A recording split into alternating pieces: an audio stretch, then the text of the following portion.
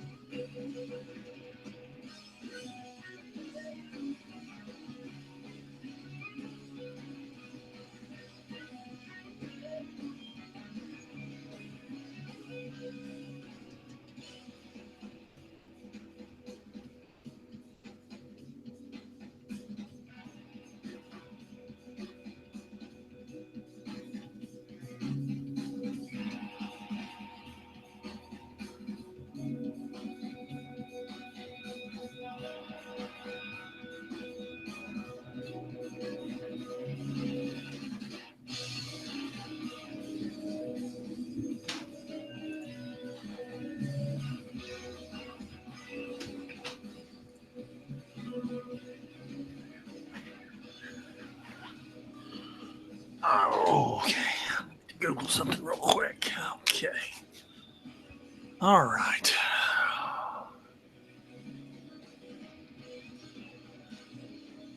What do you got to Google? Cast of the Love Boat.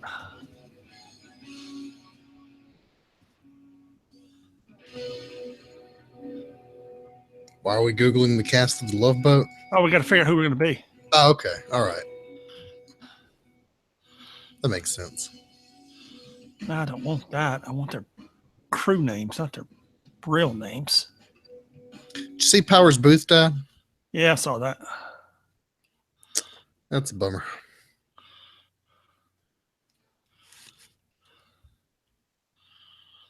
I don't want to know where they are now.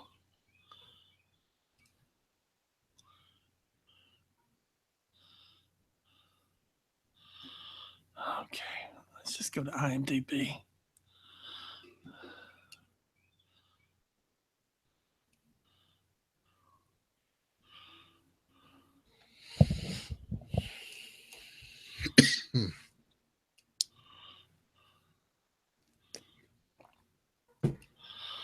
Oh.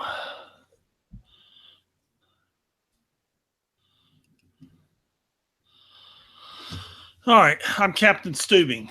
You want to be the drunk doctor, you want to be the bartender, or you want to be the ship's purser? The bartender was pretty cool. Yeah, I was gonna say I'll be the bartender. Okay. This thing ran for 11 years, 250 episodes. Holy cow, man. Love Boat? Yeah, man. Man, I knew it ran a long time, but golly. Well, Simpsons is renewed for its 30th season, so you know.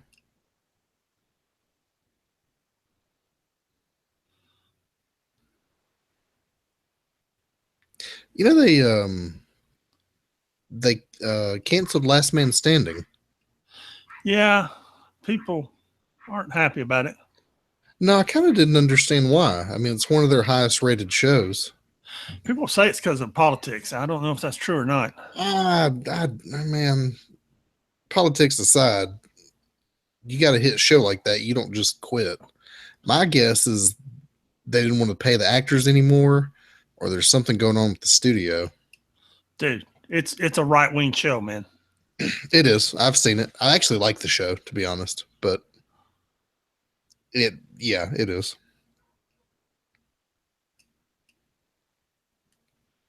It's not so right wing that I can't deal with it, but I understand. I'm with you. yeah, it's one of my uncle's favorites. I'm sure it is. I mean, it's Home Improvement with a different spin. Is all it is. Of course. But also, you got to consider ABC just scored American Idol, so they're clearing room in their prime time.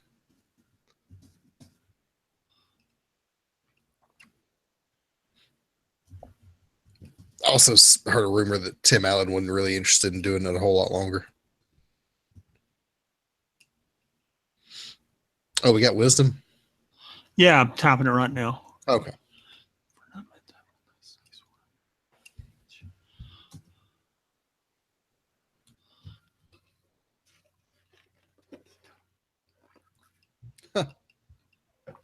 Like that.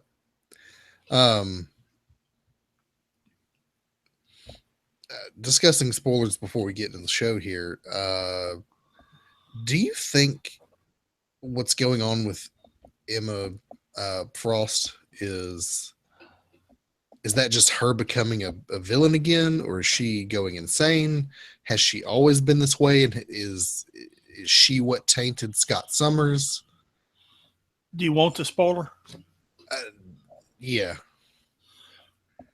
By the end of IVX, she is a raving, locked in a room lunatic. Really? I mean, I knew she was going crazy. I didn't realize she was that crazy. Yeah. I mean, by the end of IVX, they have. Did you read? Didn't you tell me you read the end of IVX by accident? I read Death of X, not IVX. At the end of IVX, she has to be restrained from killing everyone anyway.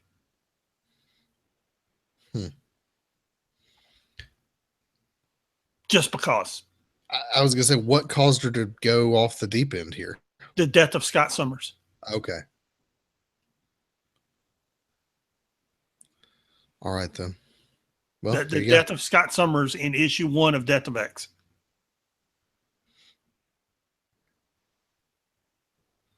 Okay.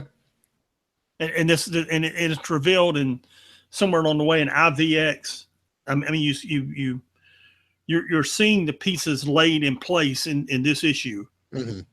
and she just, as this goes on, she becomes more and more and more unhinged.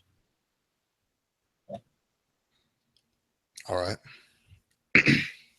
And you see, you'll see sides shifting, people changing sides, people trying to find compromises, things happening, and she just becomes, dude. Just, yeah. Over the years, she has had lots of lovers and lots of relationships, and Scott Summers is the one person that she truly loved. This is the way it was written. Okay. And that was just too much for her. Yes. It was the final straw on the camel's back, but it was a big old straw. Yes. Okay. And then I assume she's just left to rot in a room while they reboot the X-Men. She's just sitting in a room by herself drooling. I mean, I don't think she's forcibly there. She's just, she's just in a room somewhere by herself, Right. And at some point she'll reemerge as a great villain. I don't know if she's going to be a villain, a hero. I don't know, man. Right. I don't know. Right now they've just got her stuck in a drawer so they can do new things with the X-Men. I got it. Yeah. Okay. Sounds good to me, man. Okay. All right. You got the intro ready to go? Yeah.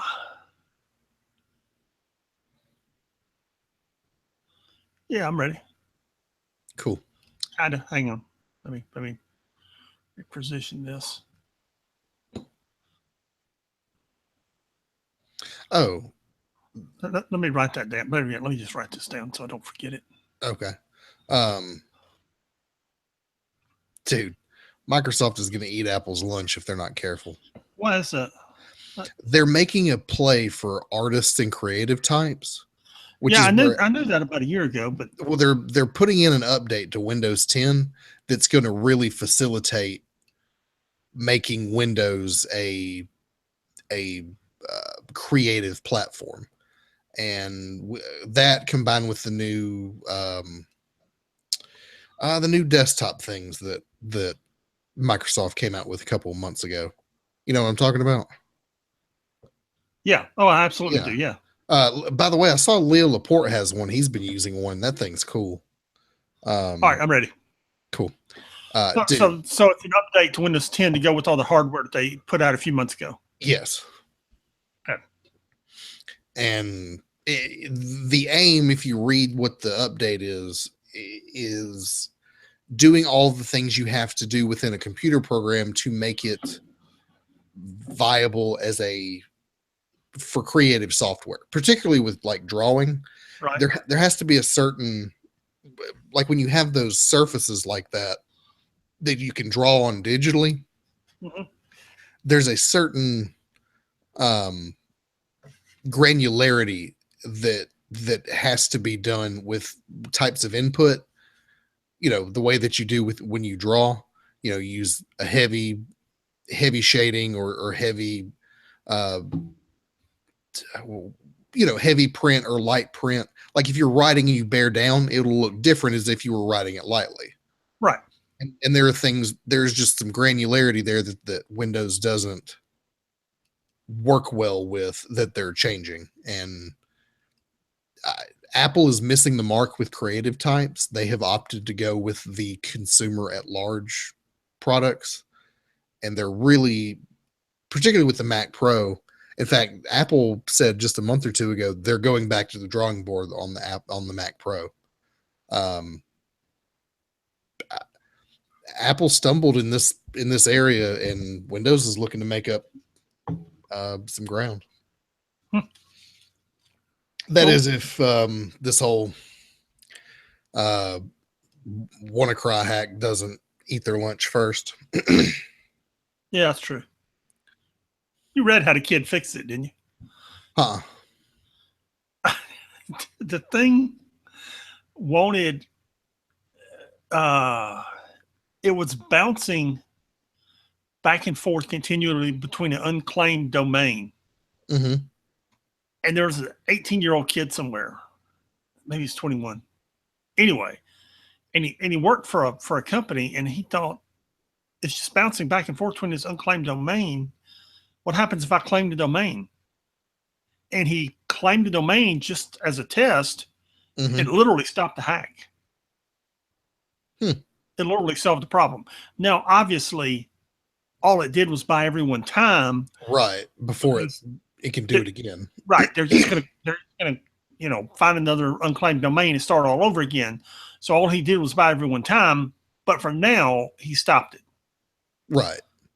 But this whole thing is going to open up because Microsoft either had these security updates out there, and if you hadn't patched, they were requesting money for it.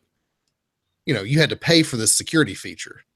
Dude, FedEx guy, Robert, the guy that gives me all the tickets. Yeah. Was in the office today. They literally shut down every system worldwide and sent everyone home Friday. Wow. Yeah. Yeah. Can you imagine the expense of that? Millions of dollars. I mean, we're all non-essential personnel shut down, sent home. Dude. And I mean, this thing disrupted hospitals and medical care and stuff too. And there's going to be a larger conversation now about the liability that Microsoft has as a company, and all these companies, and their liability when things like this happen. Because right now they don't take responsibility for it. Well, you didn't download the update or you didn't pay for the update. Well, in its own way, that can be viewed as ransomware, where we will withhold security updates until you pay us. And when you have software out there running essential machinery like this, Microsoft may not have that cover anymore. Yeah. It may be one of those things where, if you wrote the software for running this essential machine and it stops working because of a security exploit that you were aware of but did not patch for whatever reason, you're responsible. Also, everyone in the world has to upgrade their infrastructure. It's just what it is. I understand computers are expensive, but the idea that expensive medical equipment and infrastructure is running on XP systems is just inappropriate.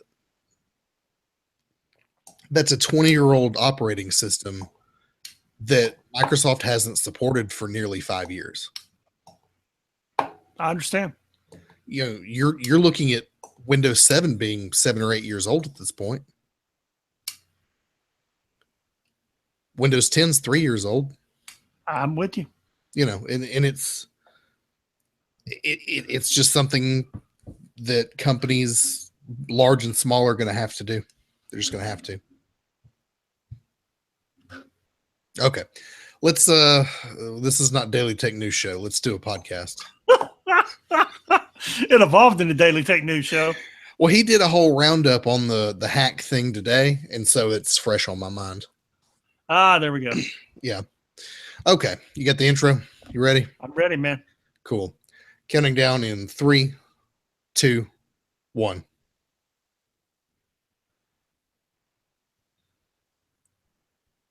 What is up? This is the 6 Month Behind podcast for the week of 5/8/17. I'm Pat. And I am Sean. We're here to discuss everything about Marvel Unlimited and all the great comics therein.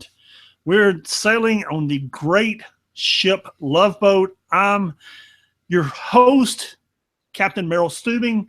Here's your bartender, Isaac Washington, and we're just here to just lead you through the short list of great comics that we have this week. How you doing, man? I'm good, man. Is the Love Boat reference because you just got off a 7-day cruise? It is because I got off a 7-day cruise, and I literally through last night read 70 comics last week. Good. 70 comics. I'm refreshed. I feel good. I'm ready to go. Cool, man. What all did you read? I read half the Ultimate Universe. I read a Thor trade paperback that I downloaded, a Black Panther trade paperback downloaded, everything that came out last week.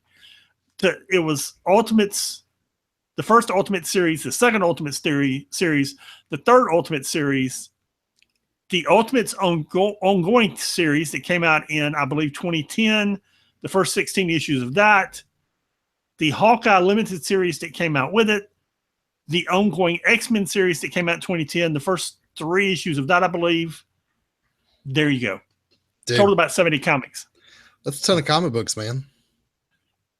There was a lot of good stuff in there. That Mark Millar, Brian Hitch, those first 2 series of Ultimates, Ultimates 1 and Ultimates 2, it's 26 issues, 13 issues in each series. Is some of the best stuff ever written. Yeah, I mean, we discussed this earlier. That's the foundation of the Marvel Cinematic Universe right there. It is, man. It's where the African-American Nick Fury comes from. It's where Triskelion comes from. It's where all the helicarriers, the SHIELD helicarriers come from. It's where the SHIELD that you see in the Marvel Cinematic Universe comes from. It's where the Captain America that you see in the Marvel Cinematic Universe comes from, because that's not really the historical Captain America that you had from 1945 to 2010 is. Yeah, the one that's a Nazi. Right. Yeah, the one, thank you very much. The one that's a Nazi. That's really not the one you see on the cinematic screen. It's much more the one you see in the Ultimate Universe. It's dude. Yeah. It's just It's great, man. There are lines that you read in those comics that are straight drawn into the movies. They should be paying Mark Millar royalties for some of those lines being straight into the movies. Yeah. Or for the whole universe, because he wrote what is the backbone of it. And I can guarantee he's not getting paid for that. I guarantee he's not. Yeah. Well, that's unfortunate. But anyway, I'm glad you had some comics to read. Dude, all I want to do on vacation is spend time with my wife, just be alone with her, eat good food, and be left alone and read. That's all I ever want to do on vacation. See a few sights, eat good food, and be left alone in peace and quiet. That's all I ever want. That's it. There's a library on the ship, which is quieter than anywhere else. I can often be found in that library by myself reading quietly, very quietly. Sounds like you had a good time. I had a very good time. Cool. Well, if you want to get in touch with us, you can email us at 6monthsbehind@gmail.com. That's the number 6monthsbehind@gmail.com. Please also visit our website at www.6monthsbehind.com, which I've neglected for 8 or 9 days, but I'll be updating tonight. Cool. Sounds good. And just to let you guys know, we do discuss spoilers in this podcast. We are discussing the ongoing narrative of the Marvel Universe at large.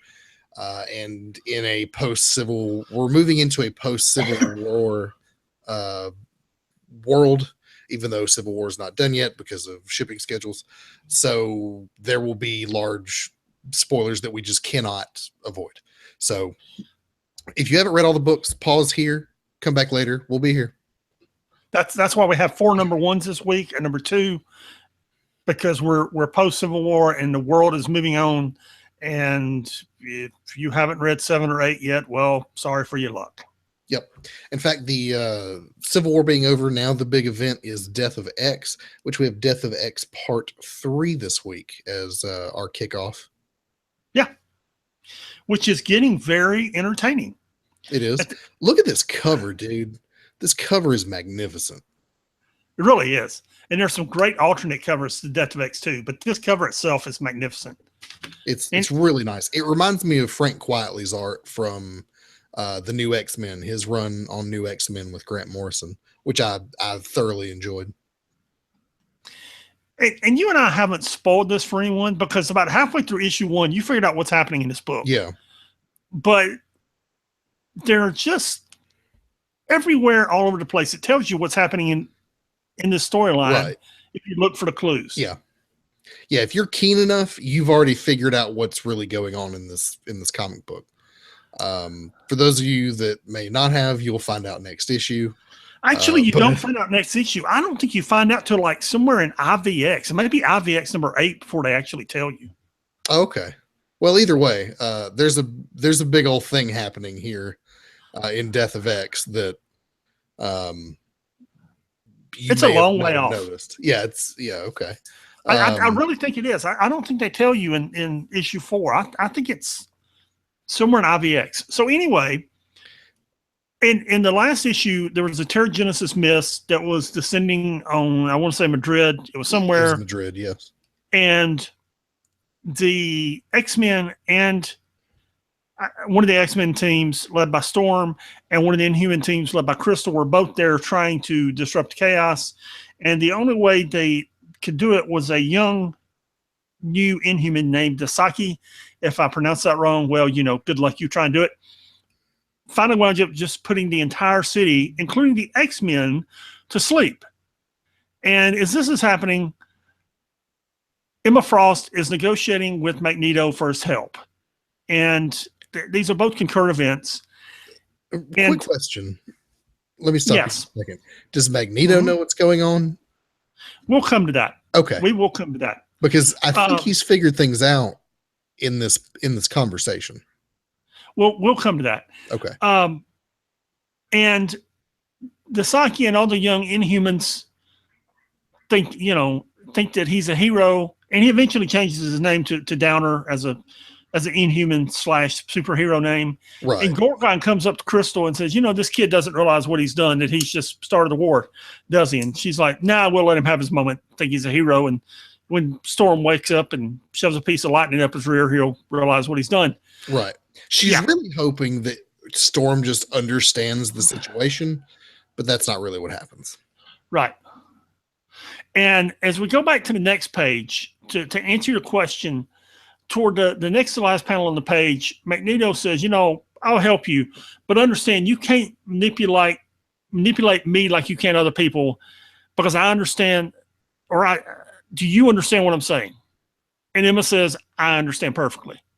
The implication there is, I know what you're doing and I know what's happening here. Yeah. Yeah. That's what I got from it too. Yeah. And he says he'll see her in Spain. And at that point, you begin to understand that he knows what's happening. Yeah. Magneto's not stupid. He understands that he's talking to Emma Frost and not Scott Summers. Right. Right. We skip to the Cuckoos, who are going to see a young man. What's his kid's name? Alchemy. Thank you. They're going to see him, and he has 3 fine-looking young ladies who are attempting to persuade him to come help him. So, of course, he says yes. Then we're back in Madrid, where Storm wakes up and tries to figure out what happened and realizes that she was knocked unconscious by an Inhuman. Then the rest of the X-Men wake up and go and confront the Inhumans. And at this point, it all starts going south because Crystal begins to try and explain it, and Storm begins to try and explain it, and then Downer and Bobby Drake begin to swap words, and Bobby Drake shows Downer how it's not very nice to use your powers on someone without permission. And then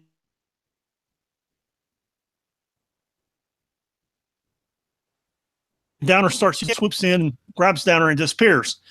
And then both the X-Men and the Inhumans are standing around wondering what just happened.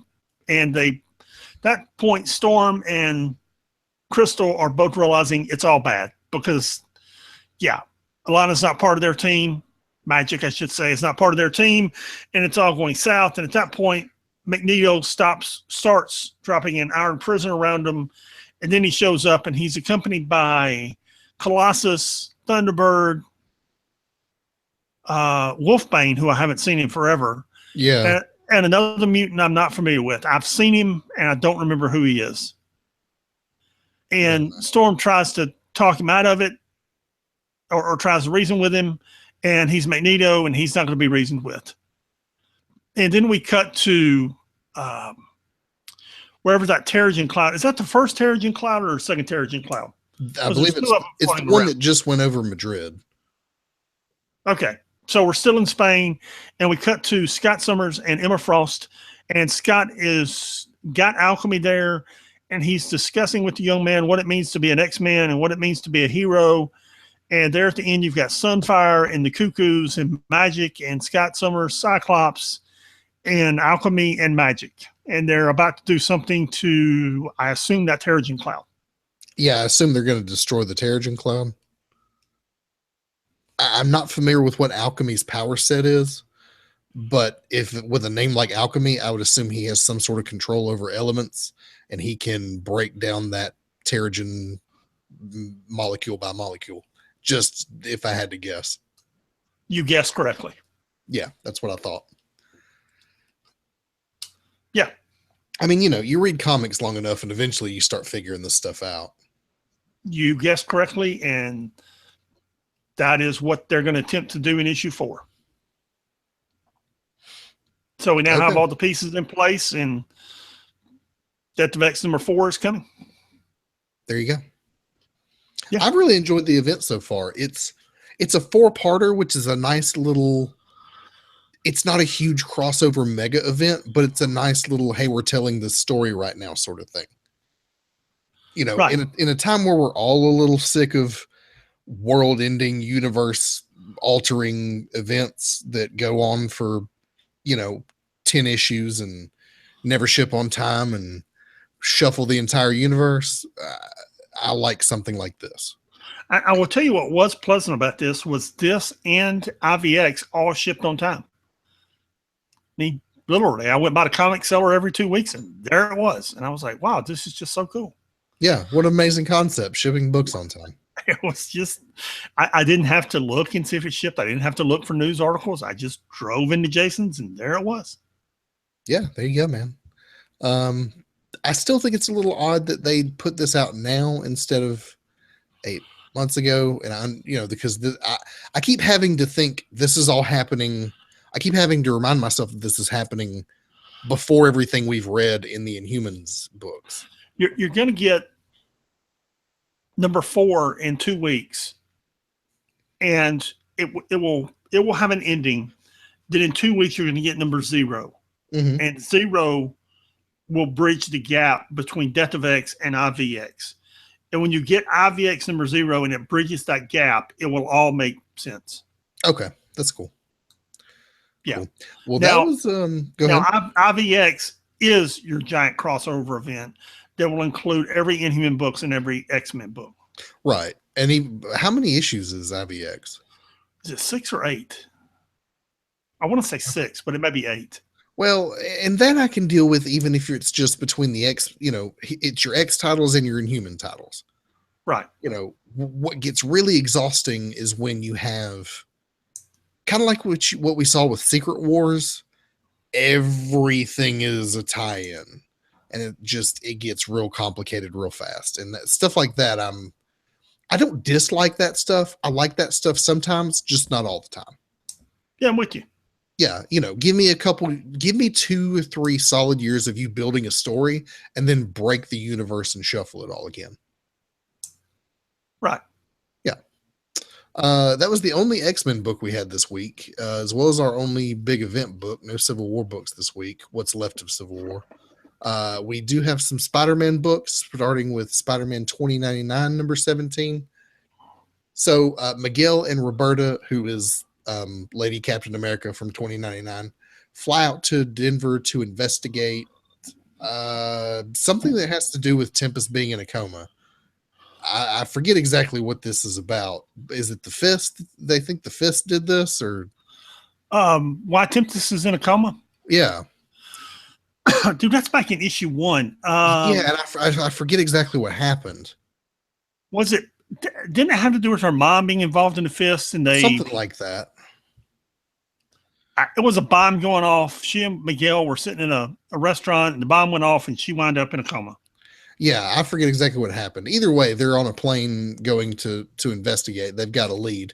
So while they're on this plane, McGill is ambushed in the bathroom by Elektra, which is the last place you want to be ambushed by a professional assassin. She's searching for the Fist, which is an offshoot of the Hand, who she's very familiar with. Miguel is able to dissuade her from killing him and explains to her the details of what he knows. But after being roofied by Elektra, they follow her to the Fist hideout in Colorado, where there's a big fight. And it all ends badly for the guy from the Fist, and they're gonna interrogate Elektra about what she knows. Yeah, there you go. Yeah, it wasn't a bad issue. It was pretty good. No, I'm glad to have gotten away from that alternate universe Sinister Six story. Thank you. Yeah, it was exactly what I was going to say.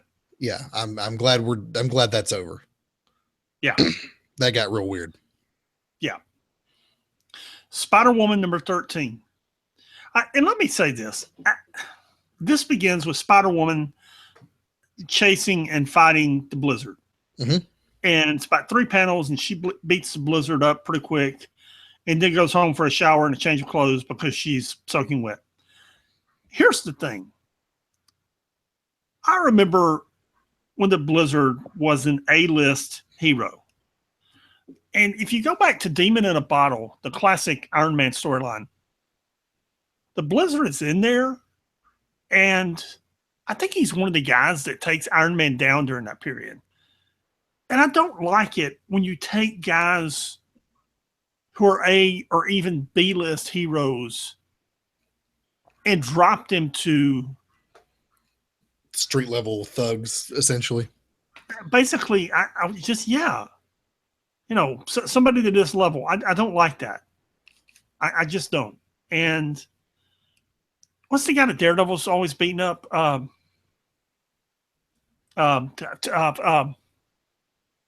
Turk. Turk. Thank you. I kept wanting to say Tick. Turk. That's I knew it was Tick, Turk, Pike. Somewhere the old Tick cartoon crosses over with Daredevil, and it just gets real weird. You basically reduced him to Turk here, and I hate it when they do that. I hate it when they do that, and they do it a lot. And new villains come in and become more prominent, and guys like him just fall by the wayside. Anyway, so Jessica goes home.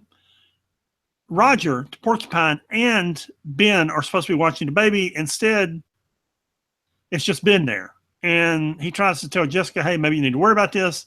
She doesn't. We cut to Roger, and he's at a meeting of what's apparently supervillains. And we don't stay there long. Then we cut to Jessica, who's going to its town that she saved, apparently.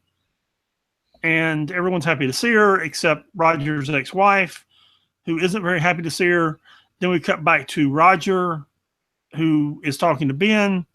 Then he goes to a meeting up on the roof. He stashes Ben away where some of the villains, a bunch of B and C villains, beat the crap out of him, because what he's basically done is resigned his position as a villain for working for the Hobgoblin. And they tie him up, and then the Hobgoblin, well, he blows him up, kills him. Yep. They may find a way to say he's still alive, but Ben goes to Jessica's house and tells her he's dead. Yeah, I have a feeling he's not dead. I don't think so, man. I think he may have fallen off that roof, but I think he's dead. Well, that's unfortunate, because I really liked Roger. I did too, but I think he's gone, man. Well, that sucks. Oh, well. I think in issue number 1, they wrote him off, brought him along as a disposable character, and they just disposed of him. Well, Jessica's going to be real mad, and she's going to beat up the Hobgoblin now. Well, definitely. Yep, that's probably the next issue, if I had to guess. Yep. Spidey number 12 was actually really good. I enjoyed it. You always do. Typically, I skim this book, but it was actually pretty decent this time. Peter Parker's having a great day. He sold some pictures to the Bugle. Jameson agreed to pay him early. Gosh, man. He has an amazing night with Gwen Stacy at the homecoming dance. But it's not meant to last. He runs into the Sinister Six. Oh, holy cow. This whole series has been classic Spider-Man stories from the beginning. This is the last issue. But thank you. Yeah, it was good. It was all right. If you want a classic 12 issues of just origin classic Spider-Man stories, introduction to Spider-Man for kids, that's what this is. Thank God it's over. It wasn't that bad. I don't know. It's not high-minded stuff like the Ultimates, but it's decent comic book writing. There was the one where he teamed up with Captain America that was a lot of fun. The art's decent. I have enjoyed the art, but yeah, the art's pretty good too. Everything else, I don't know. So then moving on, that was our last Spider-Man book, no X-Men books. So moving on to Avengers number 1. This is a relaunch of the Avengers title. So we begin with Thor, Captain America, Sam Wilson, Spider-Man, Peter Parker, Hercules, Vision, and the Wasp. The new Wasp, not Janet, but Nadia. And they're beating down some creature in Central Park. After they finish that, they officially invite Hercules to join the Avengers, which he does. And then they go back to Parker, the Baxter building, Parker Industries, where Peter Parker has gotten the full Tony Stark treatment and is inviting them all and offering to fund the Avengers and letting them operate out of the penthouse. Meanwhile, Jarvis is still in the old hangar and they forgot to call him, which I thought was a funny little aside. There's just a quick panel of Jarvis sweeping the old dark hangar. And they're like, maybe we should have called him by now. That was funny. So Peter Parker says, hey, I'll be willing to foot the bill for the Avengers if you guys want. But before they can officially accept his offer, Kang shows up and demands to know where the child is, referring to the baby that Vision stole from the crib a few issues back, if you remember. And it's a young version of Kang. It's Kang as an infant. Of course, he wants to know what Vision did with him, which we don't know. Oh, it's Kang and the Scarlet Centurion who both show up. They're both the same. If you don't know anything about Kang, you need to just go read Wikipedia, because Kang and the Scarlet Centurion are both the same person, just different versions of in time of one another. So Kang wrecks Vision pretty bad, revealing to Kang that he's deleted the location of where he put the child, and he doesn't know. So Kang and Scarlet Centurion, realizing they're wasting their time, leave and go back into the time stream. Then back at the unofficial Avengers headquarters, Nadia goes to work putting Vision back together. And meanwhile, Kang and Scarlet Centurion trace Vision's timeline back to the point where he offloads that data of the location of their infant selves. They, of course, immediately steal this information and set off to enact their revenge on the Avengers, which is, it looks like erasing them from time. This is only issue number 1, so we don't know, but that's what it looks like. What'd you think of this? I enjoyed it. I mean, it was a decent first issue. I always like Kang as a villain. The art by Mike Del Mundo is really good. I think this is a compelling team. You got Captain America and Thor along with Vision. You got the new Wasp. You got Peter Parker as Spider-Man. I don't give a rip about Herc, but whatever, man. Come on, I like Herc. I know you like Hercules, but I don't care. You don't have a Hulk around right now, so you got Hercules. So well, and I like what I like is that they've carried the redemption of Hercules from those the bad, Civil War books, the bad 2 books that they had of Hercules, where he's trying to redeem himself. They've carried that storyline into this Avengers book, and somebody didn't just randomly take Hercules and throw him in this book. You had the same. He's trying to redeem himself. He's still carrying guns. It's the same character that you saw in those books. Yeah, which is good. Yeah, and that I get. I'm fine with him being on the team. He's just not my favorite hero. But I think you've got all the classics there. You've got every traditional role of the Avengers filled by somebody who deserves to be there. This is your all-star Avengers team, and I think it's a good team. I hope it's around for a minute. I'm sure it'll at least be around through Secret Empire. Yeah, I would imagine so. Yeah, before Cap kills them all. Right. Yeah, or, takes all their powers or locks them up in prison or something. I don't know what he's going to do with them. Beats them up with Thor's hammer. Locks them out in space. Something like that. Who knows? But no, anytime the Avengers are dealing with Kang, I'm interested. Yeah. Which brings us to Occupy Avengers #1. And I saw this thing on the newsstand 6 months ago, and I thought, well, that's an interesting premise. And I've been looking forward to reading it ever since. And it's Hawkeye in Santa Rosa, New Mexico. Mm-hmm. Now, for those who don't remember Santa Rosa, New Mexico, let's take a little trip down memory lane. This is the town that Red Wolf is in. Those who don't remember Red Wolf, because it was a bad book, Red Wolf is the young Indian from Secret Wars who got trapped from, what was it, Timely, Yeah, New Mexico timely back in the in 1800s. Yeah. 1872 and came to 2016 to Santa Rosa, New Mexico. And surprisingly enough, Hawkeye is there. Why is Hawkeye there? Excuse me. Because Hawkeye is traveling around the United States trying to redeem himself, just doing good. And he really is doing good. He's going to communities where he can make a difference as an individual, whether it's I forget, man, what is it? Chemical plants, pollution, whatever. He's just going out making a difference. In this particular book, the water supply has been contaminated by some chemical or drilling company. I forget. Right. And there's basically a small riot there at the diner where he's just trying to eat lunch. And the deputy from the Red Wolf series, whose name I forget, and Red Wolf show up and basically just eat lunch with him. And they say, "Hey, what are you doing here?" And he's just like, "I want to eat a burger." Right. And he's being mobbed by all these people because they're happy he killed the Hulk. Because the Hulk destroys small towns like Santa Rosa, New Mexico. Right. And they're not buying the whole "I just want to eat a burger" thing. So he and Red Wolf set out to the reservation. Of course, it's Red Wolf because you got to have two people if you want Avengers. And the villains from the Red Wolf series are still there.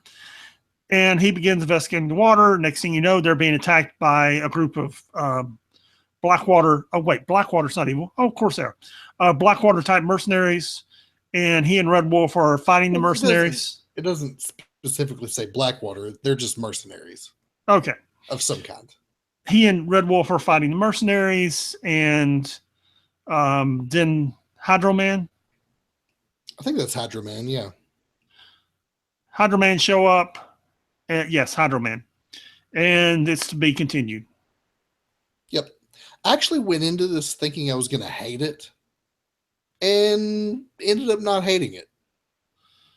Yeah, it's not bad. Yeah, I mean, for a first issue, it sets up an interesting premise.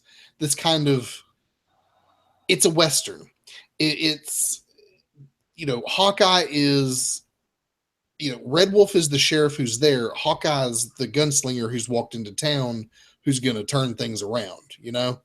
He's the everyman's Avenger. Right.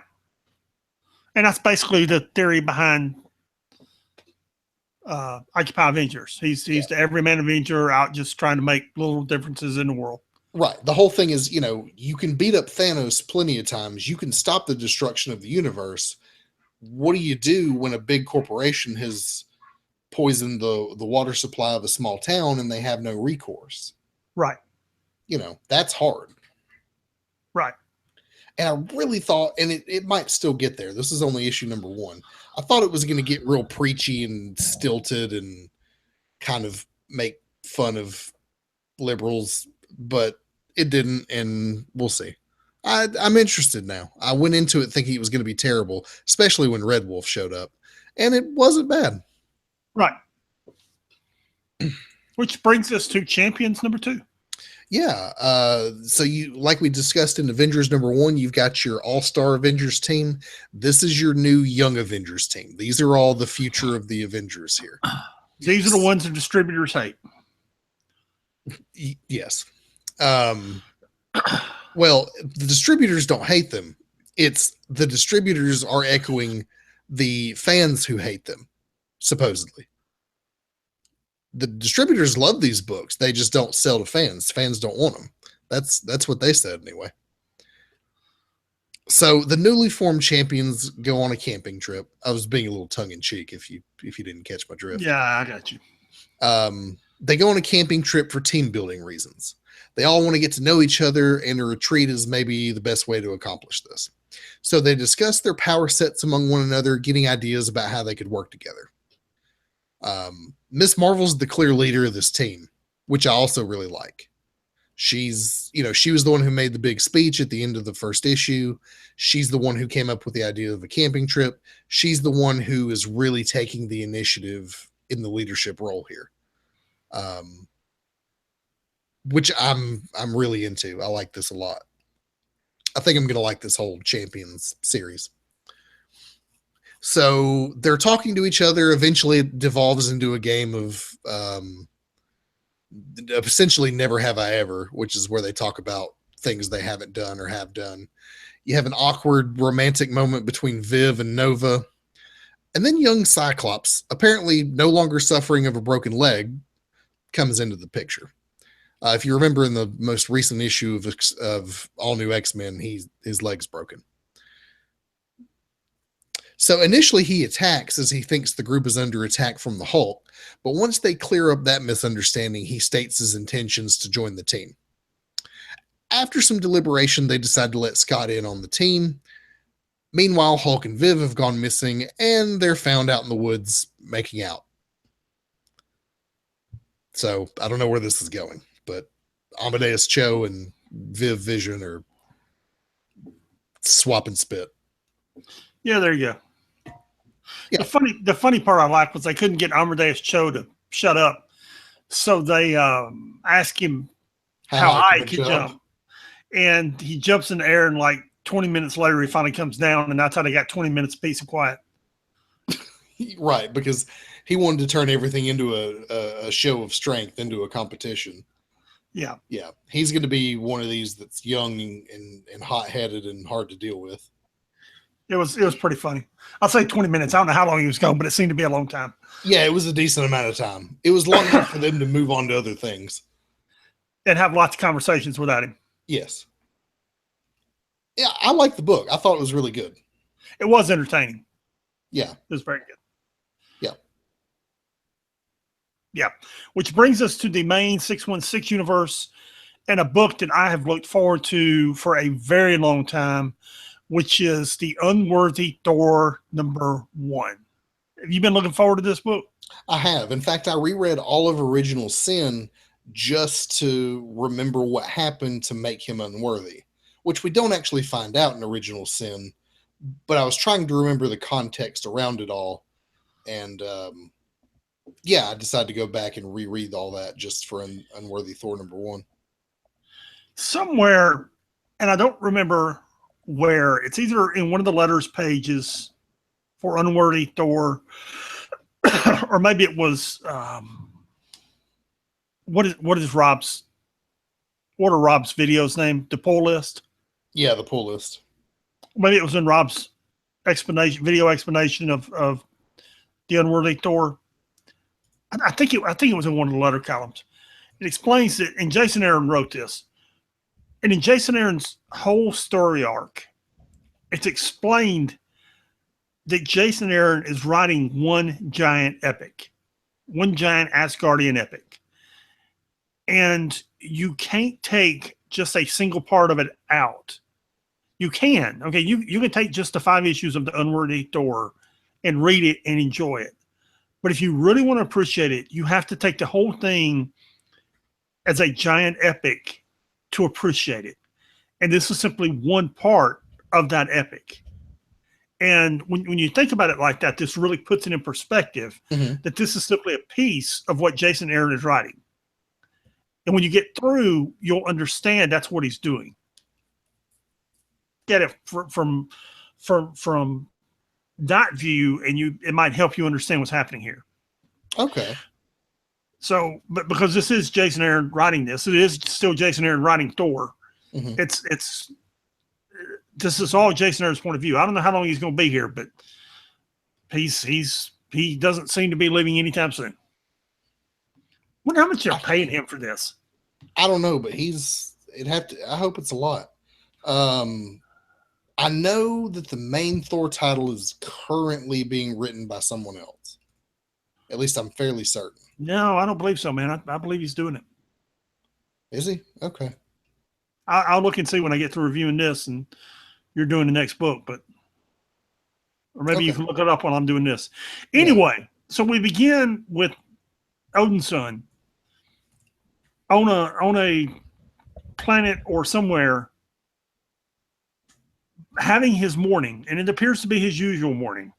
And he is fighting and scraping and trying to get somewhere, and he is fighting beast and people and being shocked and being fought, and they're doing everything they can to contain him. and you eventually see that he is trying to fight his way to the hammer of the ultimate Thor that at the end of Secret Wars went through time and space and wound up on Asgard. And he is trying to get to that hammer. And they stop him a few feet short. And he swears that he will make it to that hammer someday. And through the inner dialogue that he's having, apparently this happens every day.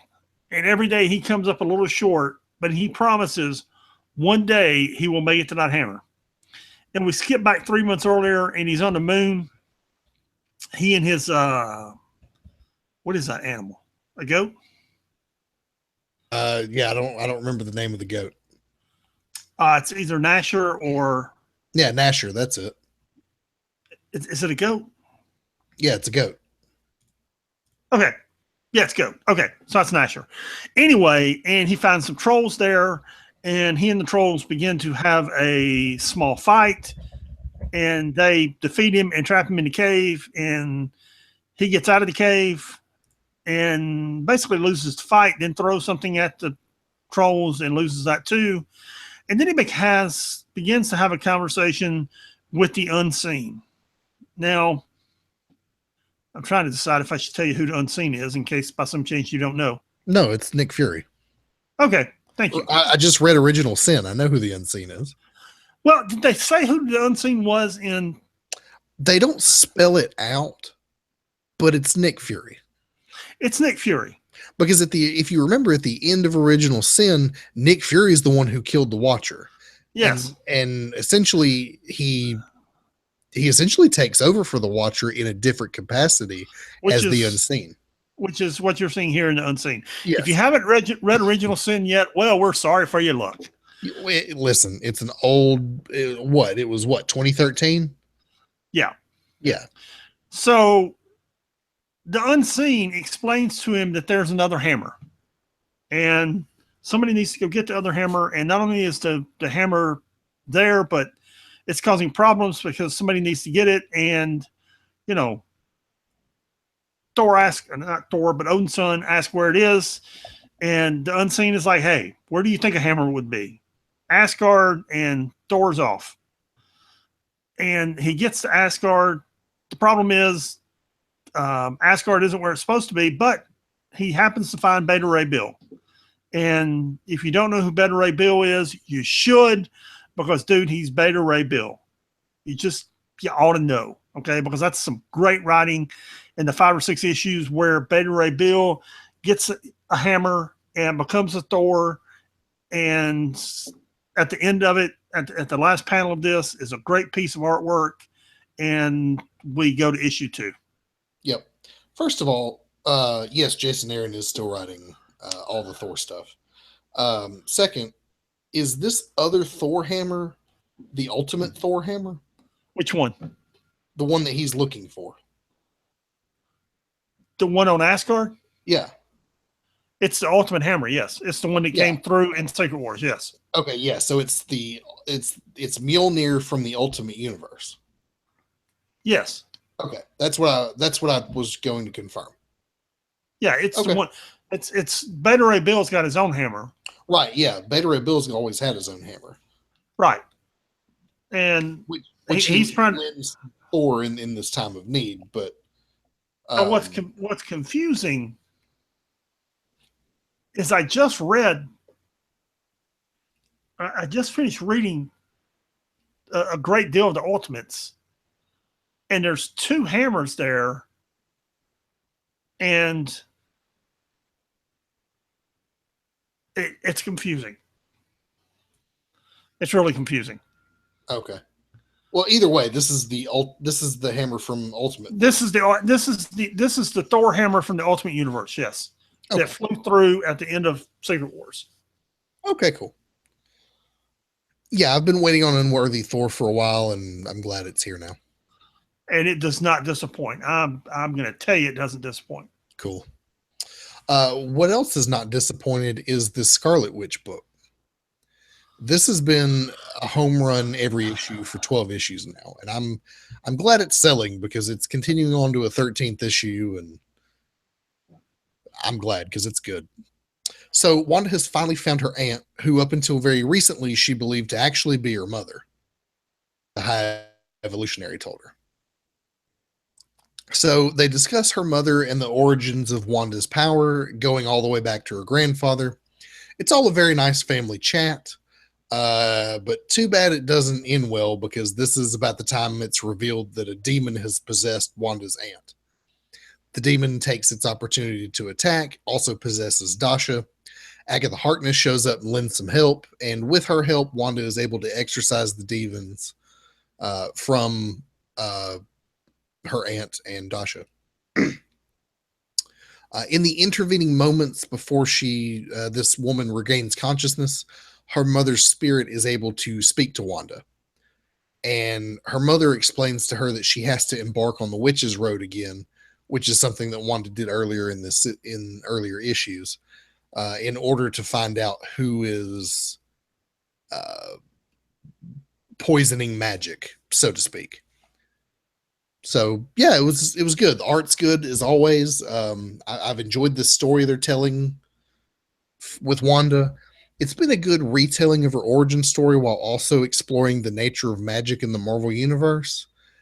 And it's moving on to its next story arc, which is Wanda has all of these things have prepared Wanda to confront these evils and maybe even fix magic in the universe.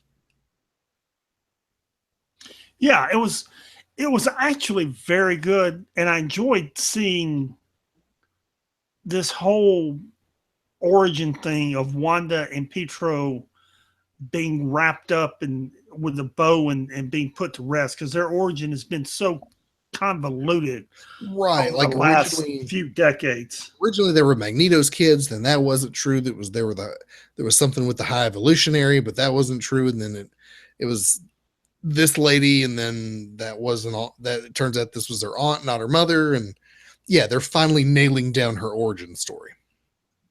Yeah. Yeah, good stuff. And they've made Wanda Maximoff, Scarlet Witch, an interesting character again. Yeah, it was great. Yeah, it was really good. Yeah. And by the way, I mean, as I said, I've read like 50 issues of the Ultimates in the last week. Dude, Wanda and Pietro in the Ultimates is just because they're always weird in a Marvel universe, and in the Ultimate universe, they just cross the line and they have an incestuous relationship. Oh. Yeah.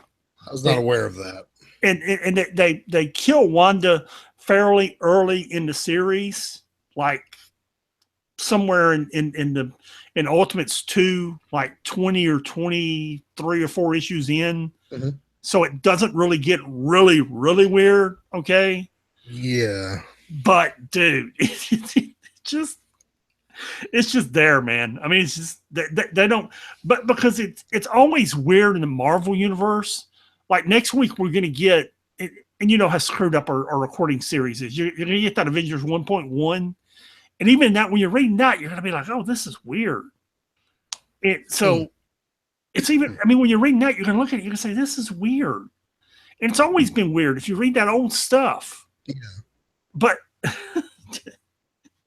the Ultimates, it's just there, man. You're like, oh, God. Ugh. Anyway. That's frightening. Yeah. Fold Killer #1. I mean, don't get it wrong. They don't show him. Of course not. Make him out or anything. But, dude, they just. But it's, what's up. I mean, let's put it this way. Basically, they have to go to them and tell them, look, y'all got to stop, or reporters are going to bribe the team, and this is going to get into the media. So, oh wow, y'all got to get it together. Yeah. All right. Fool Killer #1. What is Fool Killer's real name? I can't find it. I've looked for it. I don't know. I have no idea. So anyway, he's working for S.H.I.E.L.D. now. And he's happy because he gets to be a psychiatrist and try and help other mass murderers. And he's got a guy in his office named Young Red Skull whose face is covered in blood. And his mission... Intentionally. Sir? Intentionally. Do what? He covers his face in blood intentionally. Oh yes, yes. I mean, this isn't an accident. He's killed someone, and his face is covered in blood with the person he killed. So we get a nice little recap of Fool Killer's origin, which is handy. And he tries to talk this guy down off the ledge, and thinks he does a pretty good job with it. And we get to how he got here, and Fool Killer's got himself a pretty good gig with Shield, and we kind of see how good his life's going. He's got a nice girlfriend. He's got a nice gig with Shield. He's making money. Everything's going good. Then he gets a phone call from the kid, and the kid's the young Red Skull is what he calls himself. Mm-hmm. And the kid's doing one last job, and he calls Fool Killer to try and stop him. Problem is, Fool Killer gets there too late, and the young Red Skull is what the kid calls himself. He's then killed several people, so the Fool Killer doesn't have any choice but to kill the kid. And then he puts on his costume, minus his pants, for some reason, and gets ready to kill everyone else who shows up. Yeah. He thought he was reforming. Turns out he wasn't. He compares it to like going off a diet where you're doing good for a while and then you just eat a whole box of Twinkies. Well, he was reforming until he didn't succeed. And then when he didn't succeed, he was like, all right, well, I ate one Twinkie. Where's the rest of the box? Yeah. Yeah. I actually enjoyed this. Oh, dude, it's very good. Yeah. As mass murder stories go. Right. Well, it's only the first issue, so we'll see what happens. But yeah, I mean, for a character I really know nothing about, I'm compelled. Yeah. What else was compelling is Moon Knight number 8. So at this point, Mark Spector is full on crazy. He keeps flashing back between his movie star persona, himself as Moon Knight, and this dude on the moon base. Personally, I think he's still in the insane asylum, and all this is one big delusion. So through the whole book, he's just jumping between all of these. He'll be, he's at one point he's being interrogated by police who are actually the people who are in the insane asylum, his handlers in the asylum, but to him they're the police. And then all of a sudden it's like someone yells cut, and it's like he's shooting a movie. He's like, wait a minute, is this real or am I shooting a movie? And he can't tell. So eventually all three of these personas meet on a rooftop with the other Moon Knight. Is that Mr. Spector? That is Mark Spector. Yeah. And now things are getting really weird. And this is so off the rails crazy, I don't know which way is up. It is wonderful. It's really like, if you're into psychological crazy thrillers like this is right up your alley, because I don't even know what's going on anymore. Vision was my favorite book, and now that Vision has ended, Moon Knight has taken its place. Really? Yeah. Dude. Until something else comes along that is this good, this is it, man. Seriously. Okay, cool.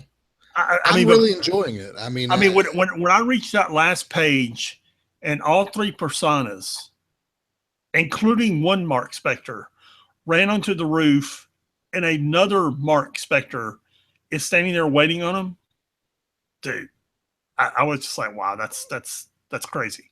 Yeah, it's a total mind bender. Yeah. You start questioning your own sanity, which says a lot about how well this is written. Yes.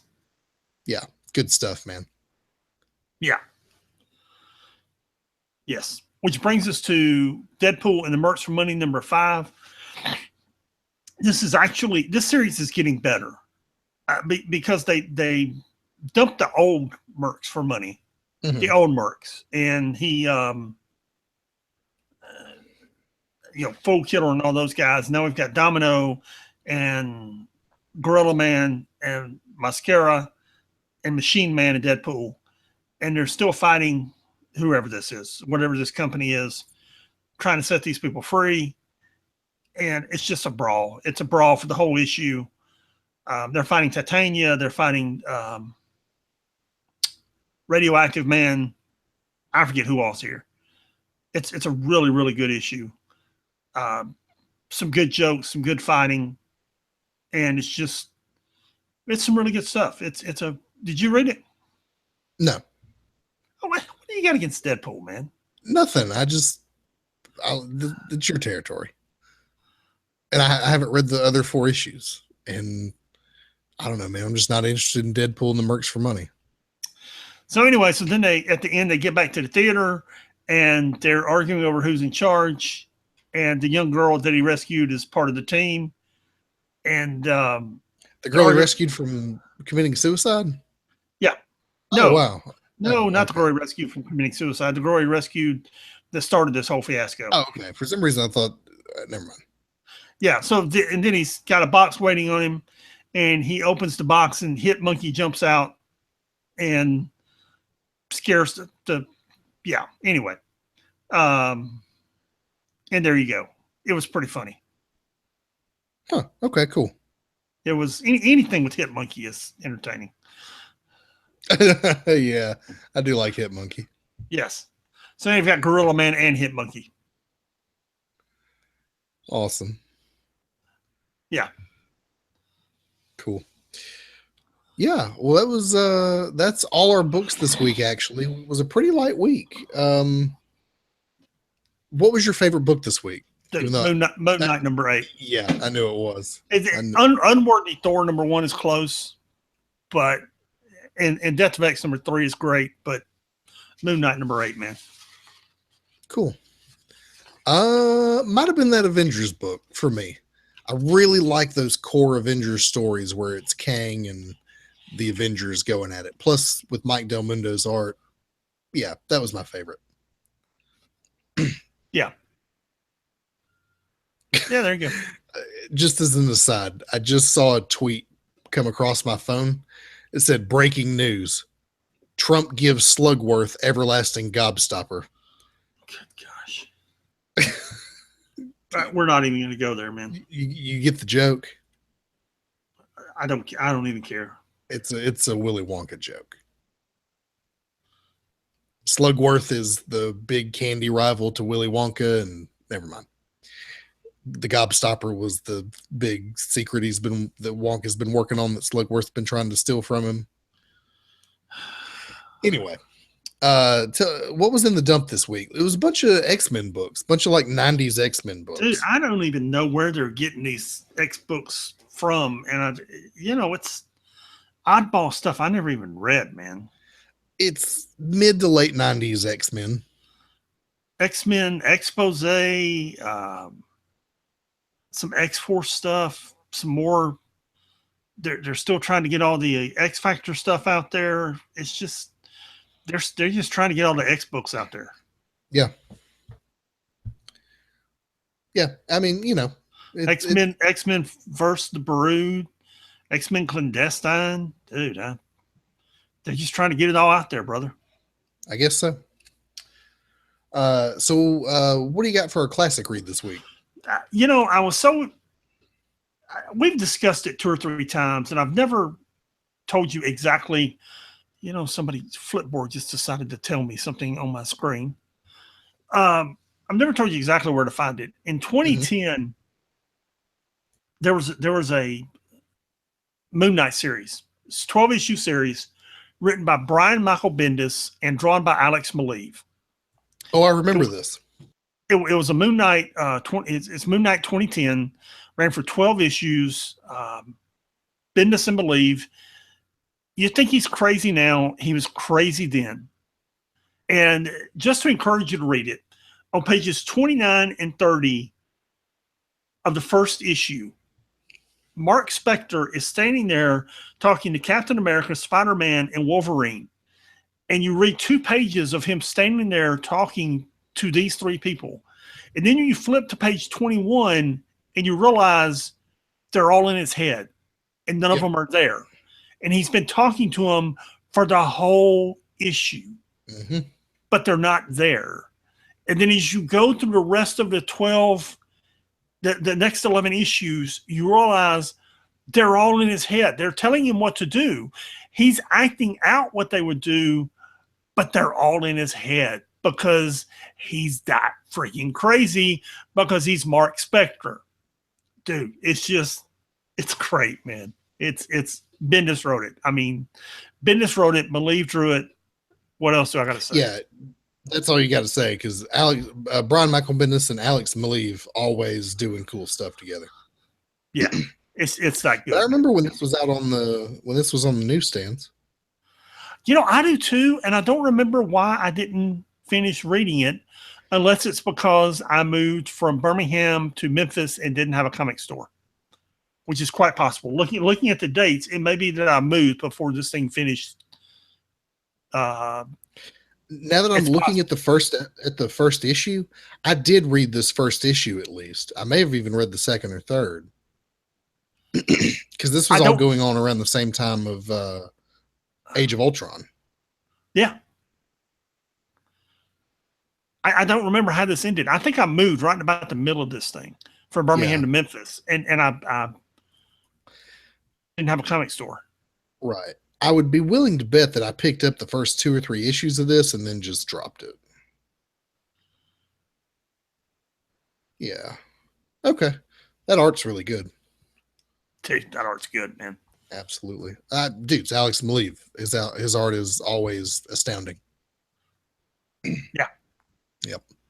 Well, that pretty much wraps us up this week. We didn't have any Star Wars books, unfortunately.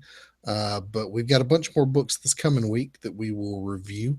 Until such time, you can get in touch with us at 6monthsbehind@gmail.com. That's the number 6monthsbehind@gmail.com. Please visit the website, www.6monthsbehind.com. And Pat, before we go, do you have any wisdom for our true believers?